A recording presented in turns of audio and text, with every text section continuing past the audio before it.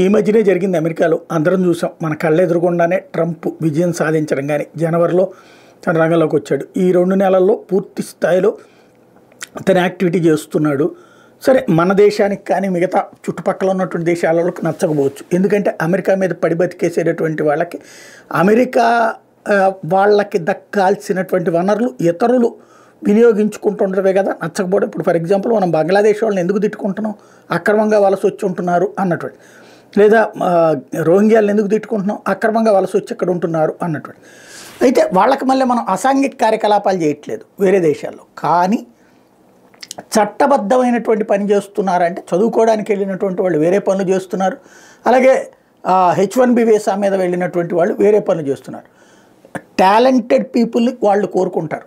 Talent కానటువంటి వాళ్ళు కూడా అక్కడికి వెళ్ళి ఇదే తమ టాలెంట్ అని నిరూపించుకునేటటువంటి ప్రయత్నం చేస్తున్నటువంటిదే నచ్చంది. దాదాపుగా 40% మందితో వాళ్ళకి ఏం ప్రాబ్లం లేదు, 60% మందితోనే ప్రాబ్లం వస్తుంది. ఈ 60% ఇదివరకైతే 90% మంది వాళ్ళకి హ్యాపీ, ఒక 10% ఇట్లాంటి వాళ్ళు వెళ్తుండేవాళ్ళు. ఇప్పుడు రివర్స్లో వెళ్తుంది, అందుకే నచ్చట్లేదు.